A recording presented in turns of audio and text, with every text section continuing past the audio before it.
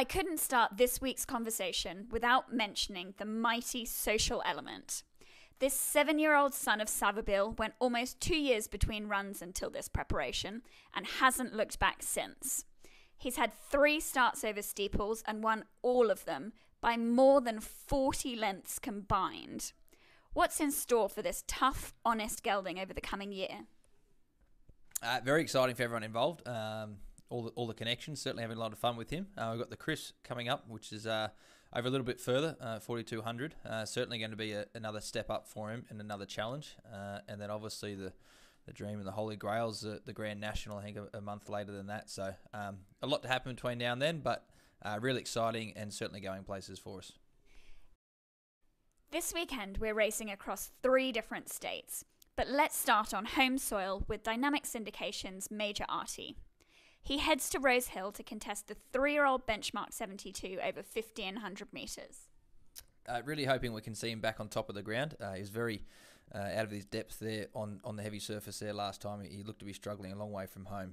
So if we can get that much better surface, he's stepping up to the right distance, and he certainly seems very well in himself. So just monitor the conditions, and if we get them, you can certainly back him with a bit more confidence. In the 2-year-old handicap, you have 2 last start winners in Maurice Gelding, Silent Impact for Peter and June Dunn, and Written Tycoon Colt, concocted for the Newgate Farm Syndicate. It's going to be an exciting matchup between these 2 horses. I don't quite know how to split them. The Silent Impact was very good on debut at Goulburn. He's a horse that's eventually going to get over a lot further in his preparation, potentially 1,600 metres to 2,000. So still well short of his best, but I think he's bringing a lot of class. Concocted couldn't have been any more impressive on debut. He didn't get the conditions to suit. He looked to struggle in the heavy going, but his class got him through as well.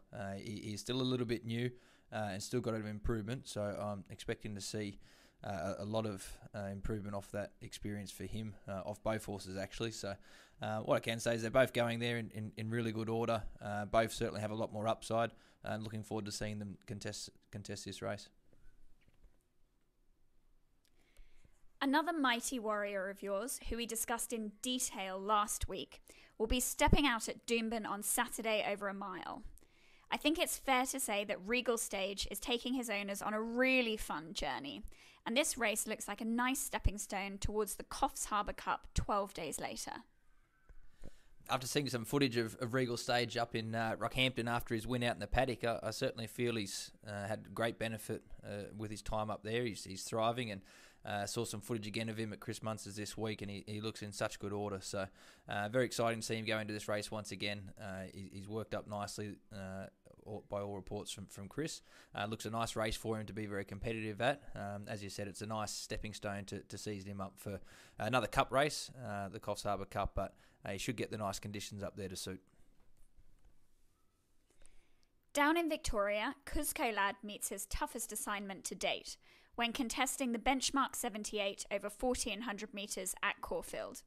You're utilising apprentice Theo Nugent's claim, which brings him down to a featherweight 53.5 kilos.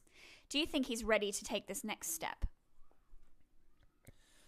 Tia knows his horse very well. He did plenty of work on the horse last preparation. Certainly feel he gets on very, very well with him. Knows him well. I do feel he's ready to run a peak, which he certainly need to run a career best here, stepping up in grade. But I thought his last start was very encouraging. He stuck on very well. So with a bit of improvement in his fitness and that lightweight with the ratings and the apprentice claim, I certainly feel he can be effective. Back in New South Wales, Saturday's Gosford meeting has been moved to Sunday due to the jockey zoning as a result of COVID. Bojack returns to the scene of his 3-length demolition on debut and races over the same distance. Could this be the combination that sees him get his nose in front once again?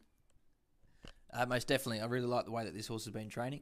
He appears right back to his best that we saw him there first up last campaign. His last trial was excellent.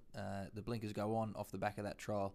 He certainly looks nice and fit and forward going into this race, and importantly, he's a much more mature horse this time around. Dynamic Syndication's significant rule is yet to finish further than 2 lengths from the winner this preparation, so he has been consistent, and Brenton Avdulla takes over the reins on Sunday. Is he one the viewers should be following? Yeah, he has been very consistent. Certainly feel that there's a bit more there yet that we haven't quite seen from him, which is why we're making a slight change with his gear with the addition of the blinkers. It's something that we've held back from for a number of starts now, but he's certainly in need of that now. He's just starting to float a little bit in his races, and I think, as I said, we're just missing those couple of lengths that we know he's got, so hopefully the blinkers can make the difference for him. State Capital has always caught the eye in training. He just seems to need a firmer track to be able to put his best foot forward. He takes on the older horses this weekend. Yeah, it's certainly not an easy task for the 2-year-olds taking on the older horses, but he does have the benefit of race experience last preparation. He's gelded this time in, which has certainly helped his maturity. His last trial he was caught a little bit wide, so wouldn't read too much into that. But if we can certainly see him back on top of the ground, he's nice and forward. He's worked up strongly in preparation for this race, and certainly looks to be a suitable track for him. Salem improved out of sight last weekend, much to my relief, as the track ended up being heavier than we had hoped and expected. Winona simply said over further he'll be very hard to beat, and he gets just that on Sunday in the 2-year-old maiden over a mile. He's a horse that should handle the quick backup. Obviously, taking feedback from his previous runs, the step up in trip should be a positive. But I think the biggest key factor will be if we can see him on top of the ground. I felt he struggled slightly on the heavy conditions in both his runs, and certainly feel he'll be much more effective if we can see him on top of the ground. Whilst last start was certainly a big improvement, there's still a bit more there for him to give.